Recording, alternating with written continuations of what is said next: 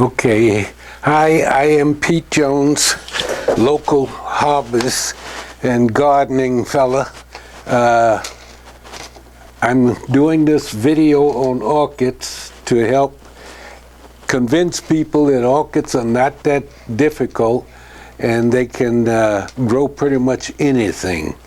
If I can do it, so can they. I have here a few that I will share with you because everybody is so familiar with the Phalaenopsis. You see them at Safeway, Giant, all of the grocery stores, and they're quite common, and most of the people grow them. They have beautiful blooms. They're commonly referred to as moth orchid. This one has some problems right now, but I don't use chemical sprays inside my house. So when it goes out, I will treat it and get it taken care of. Here is another Phalaenopsis that a friend dropped off on me, asked me to keep while she's traveling. And when I called to say, when are you going to pick up your orchids, she politely informed me they were now my orchids, so I got stuck. So these are just some that are very common. Here's one that's not so common. Okay? It's a beautiful little thing. I found this many years ago in my hometown, so what I did is I bought it just to kind of remind me of where I grew up, and it's grown out of neglect. All of my plants have been growing out of neglect, mainly because my wife died a couple of years ago, last year, December of 2020, after 60 years, so I struggle, and I'm still struggling. This is another little curiosity. The orchid, it's got quite a few stalks coming up, and I will have to divide this come the spring. Let me see if I can still read the tag here. No, I can't read it. It's faded out, so. But anyway, it's a nice little plant, and when all of these suckers open up, you will be hard-pressed to stay in the same room with it. It is one of the most fragrant orchids I've ever grown, and it's fairly easy and grows well. I also grow orchids that bloom at a certain time. This is a dendrobium, and I haven't figured this one out yet, but it's very easy to grow and gives you a lot of blooms. This one is commonly referred to as the Christmas orchid.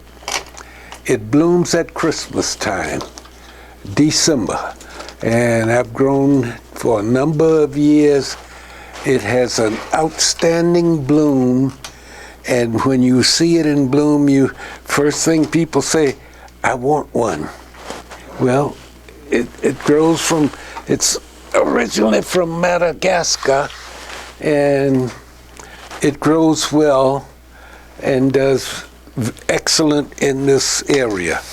Well, if you can see from all of the lights, I believe in giving orchids the light requirement as best I can while they are growing inside.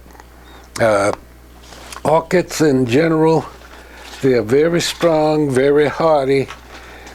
When I say hardy, I mean they take a lot of abuse and everything, and they, like a Timex watch, they take a licking and keep on ticking. So looking at orchids from that standpoint, I'm going to have about 40 to 50 to give away or to sell or what have you sometime this spring. I'm not that big on setting up and selling, so I will check with some other people, gardening friends, and if they are interested, we'll get together and maybe do something to get rid of half of these orchids, because I really don't need that many now. This is another very curious orchid. It didn't do anything this year. It is a a black blooming orchid. Right now I don't have any in bloom, but I will put them outside in the spring and let them get as much light as they possibly can, and I'll see what happens. That was a stalk right there a couple of years ago. So orchids are very easy to grow if you follow a few basic principles. Read where they came from and what their growing environment is. There's nothing worse than trying to grow a plant and you don't do any work as far as how to take care of that plant. So my thing is try to get them identified, and then when you want to grow it. One of the best books I've ever found on orchids is this little rascal right here. It doesn't overwhelm you with orchids, but it gives you some nice pictures and nice plants, okay, that you can grow, and they're fairly easy. Some will grow easy, some not so easy. There's one place in Vienna, Orchids for You. Thomas runs it, and he is very knowledgeable. And for a beginner, if he knows that an orchid is not that easy, he will tell you and not sell it to you. But he is one of the most knowledgeable persons I've ever run into as far as orchids go, and he has a lot of different ones for sale, and that I really like.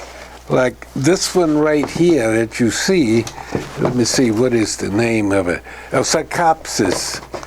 That particular orchid, I fell in love with it when I saw it bloom, and over the years I've managed to get one, and here it is. This orchid right here. It's getting ready to bloom for me again right here. So when you see it, it's not much to look at, but when that bloom opens up, what you see in the picture is what you will have.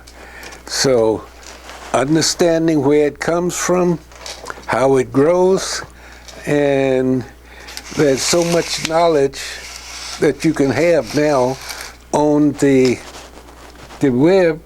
You know, you just key in the Latin name and you will get more information that you can either print, sit there and read, or say, I don't want to be bothered. You know, simple as that.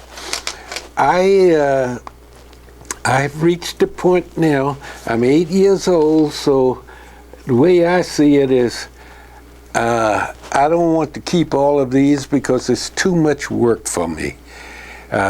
With all of this work and my age and health issues and whatnot, I need to start concentrating on a few things that I really enjoy doing and having fun with. Recently, I wanted to see this one orchid that's kind of finishing off now. It's been blooming for 2.5 months. I wanted to do more with these, and it's in the Cymbidium family, and it's an orchid from China. And I want to understand what makes them grow and develop. And you read and you hear about different orchids that are easy.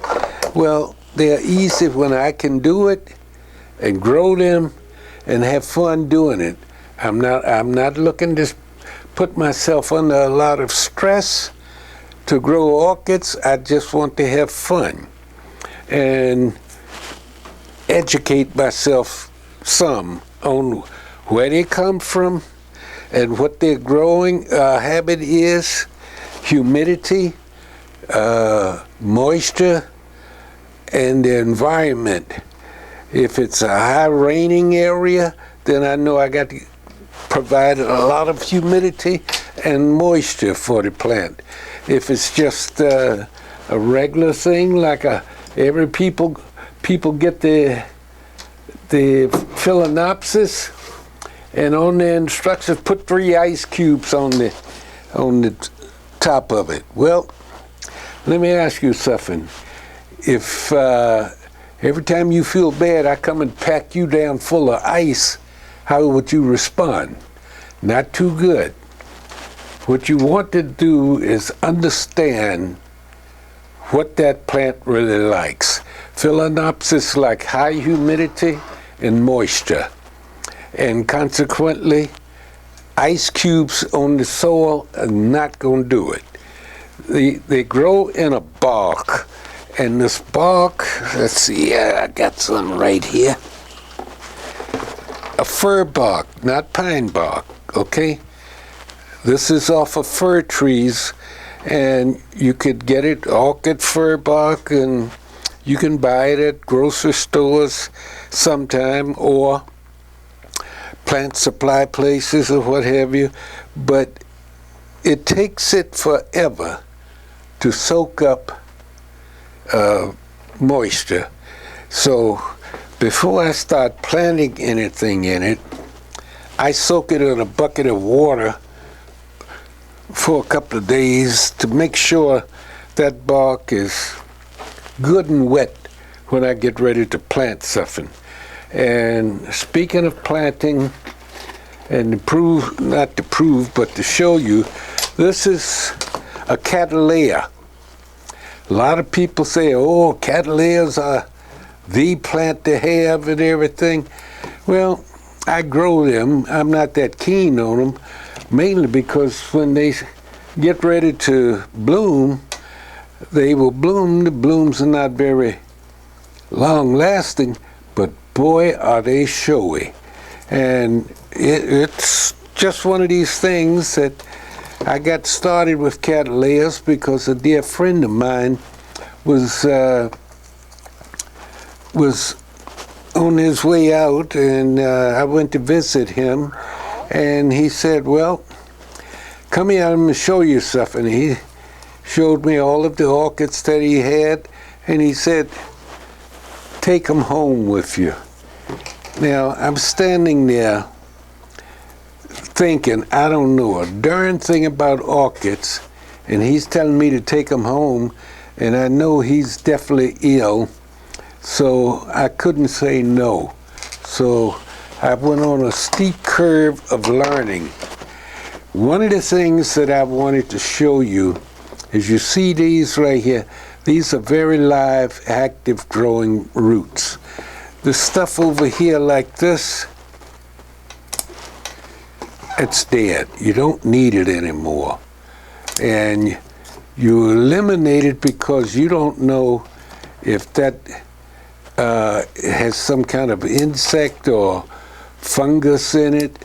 So you don't want to plant that in fresh, new soil, so you can eliminate any possibility of something damaging the plant. Now, you see what I'm doing here. I'm just sitting here and just arbitrarily cutting off roots, and most of these that I'm cutting off are dead. Occasionally I make a mistake and hit a live root, but as I've said from the beginning, orchids are not as difficult as people like to make them out to be. You need a greenhouse, bull. I'm in my unfinished basement with grow lights that I finally broke down and purchased, mainly because I got tired of the fluorescent lights burning out on me so fast. So I found I keyed in grow lights and found a place that had some grow lights that this old poor working stiff could afford, so I bought them. Now, I've been cutting away what I consider dead roots, roots that won't do anything at all if I put this in fresh new bark, okay? So this is something that people watch and say, oh, he's cutting off all of the roots. Yes. Well, in growing orchids, I've learned you want to keep at least 3 shoots right here that have bloom, but once a shoot blooms, it will not bloom for you again. Okay? This is all new growth right here. And this growth will continue very vigorously this spring when I give it conditions. And if you look right here, let's see if I can make sure. There is a little tip. There are 2 of them right here. There is a possibility to get another plant from those spots right there. Now, as I said earlier, I'm not into playing with that. For years, I've done that and planted stuff and keep trying to get it to divide so I would have more. And now I'm at a point say I don't need it anymore, so I want to give all of this to somebody else that may enjoy it. So this is also a piece that I have worked on, and if you can see right there, there's a new plant getting ready to head up, and there's one right here. So with proper care and feeding, in a year or 2, I could get all kinds of blooms out of these. So that's something that I'm hoping to share with others. As I used to say in my hometown, I was born and raised in Virginia, and the old farmers used to have a saying when they was getting ready for some heavy-duty work, let the young ones do it. And that's what I'm looking to do now, get the young people involved in this. I've had my fun, I've learned what I wanted to learn, and now, just for the heck of it, I want to share as much as I can with people in this area that may be interested and want to grow plants, grow orchids. I mean, to me, they're a lot of fun, and they can be very rewarding. Now, it's not a lot of work to put these in a pot and watch them grow. But, you know, you reach a point in life sometimes where you say, enough is enough. And I'm not quite at that point yet, but I have to look at my age and what I have, what I'm coping with, and what I really want to do in life. And that's what's governing how much I want to keep and grow and how much I want to get rid of. Now, in doing orchids, a few basic things. You refresh the soil once a year, or the bark, not soil. And there are different types for different orchids, so be careful of what you buy Most of it is just fir bark. That is the key. You want to make sure the fir bark stays moist. And when you bring an orchid home from a store, if you feel like buying one, I recommend that you get yourself some different size containers and just soak the whole plant. And be careful with soaking. You want to slowly let the water feed in from the top, because if I take this plant and put it in a container with water to soak it, to get it wet all the way through, a lot of the bark will float right out because it's so dry. So that's why I water my bark down good by putting it in a bucket with water and soil, bark, and just let it go from there. Now, to give you an idea of how it's done, oh boy, knocked that over. Whoa, well. So is life. I got a bucket of bark sitting down here that's been soaking in water. As you can see, it's good and dark, full of water. So I just put a lot of it in. What I think the plant is going to need to get started and growing good again. And just set it off to the side. Feed it once a week. I don't care what you like to feed. Everybody is hung up on Miracle Grow. I can't stand this stuff.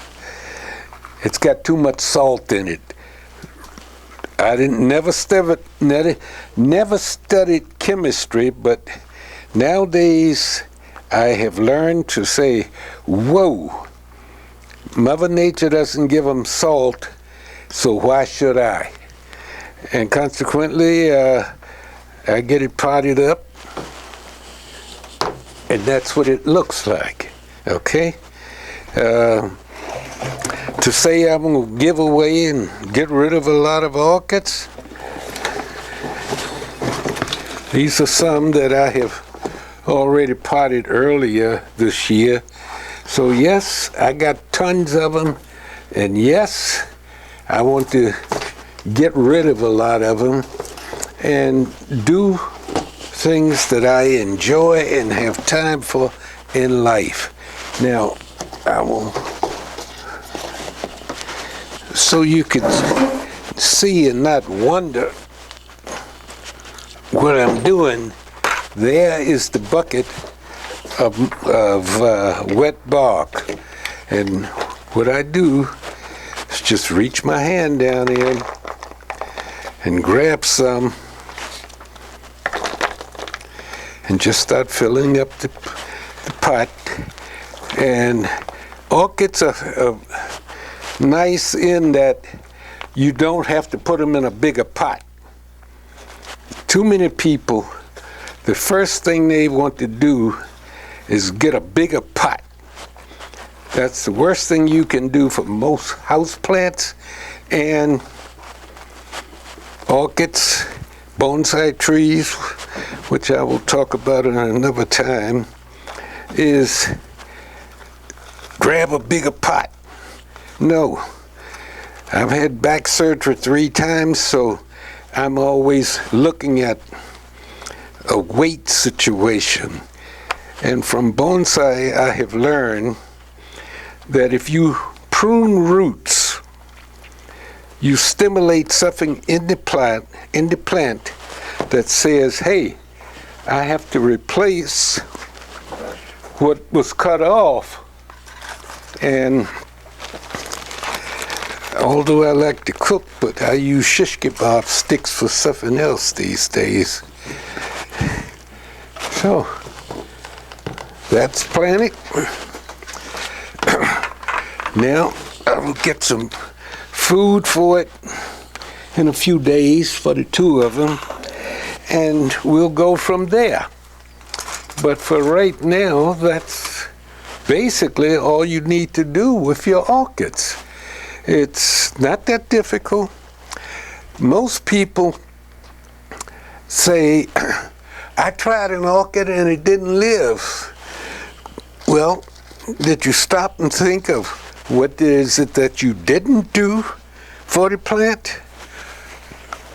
Or like people, when I used to sell bonsai material or plants for bonsai, and I got tired of hearing, you know that plant you sold me? Yes, it died.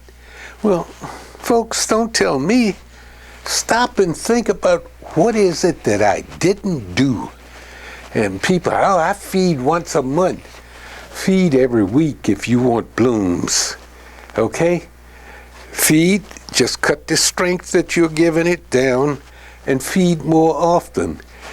And my theory is, if I eat every day, I'm going to do well. But if I just eat once a month, I'm not going to do too well. So if you eat every day, at least give your plants food every week.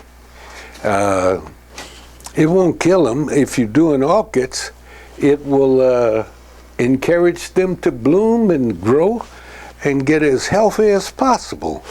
It's just one of these things in life that we want the nice things, but we don't want to invest the time and effort.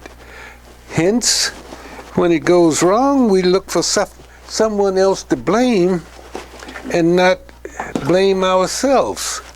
If you enjoy plants, join us, and I will do what I can to make it easy and to show you with a little effort you can have some rewarding plants.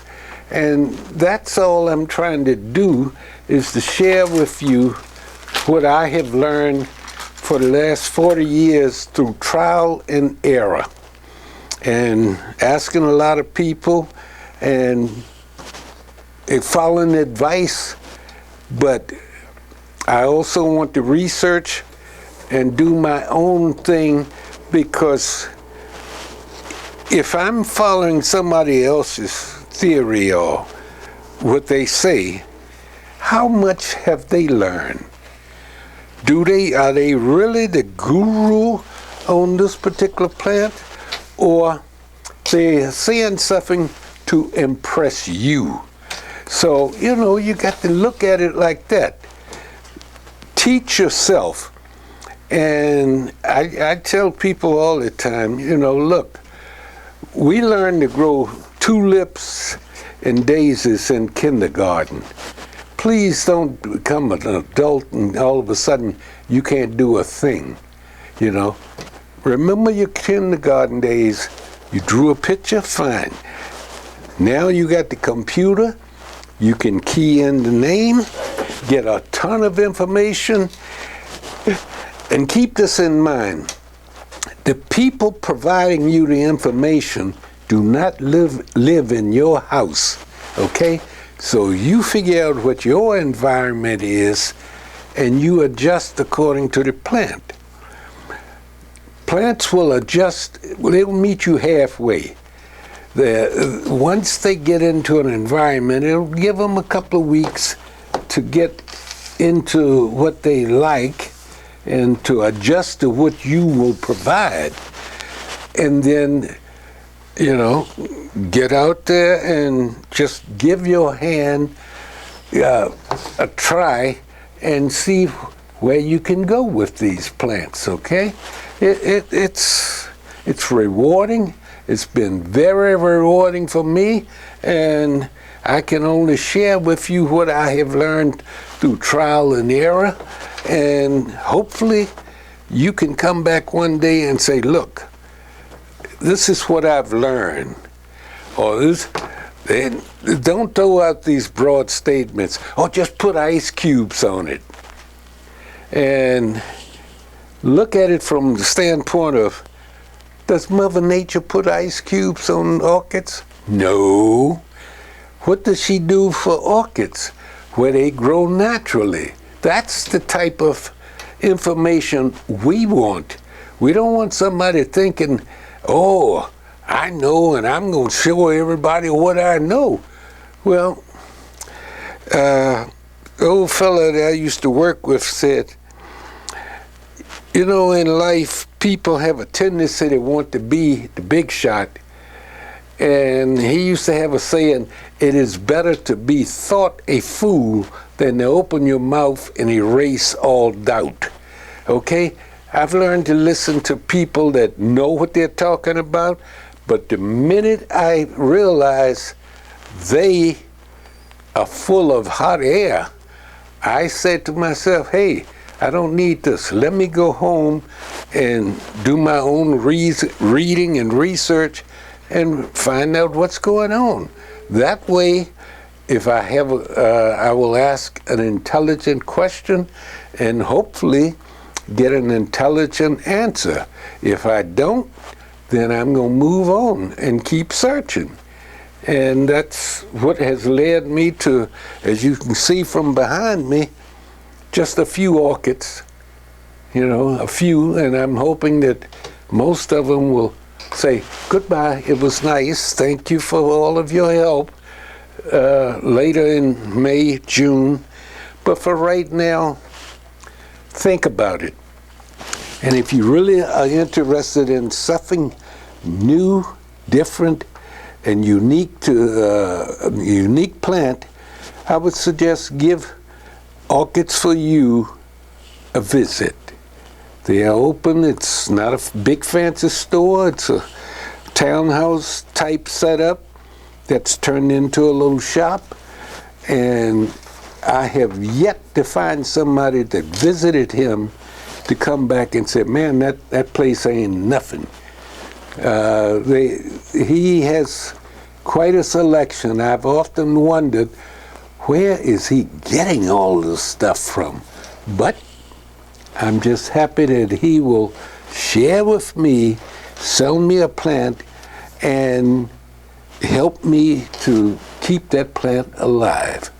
So looking at all of this and all of the work that I still have in front of me, I will bid you farewell for now, and hopefully you will enjoy the orchids.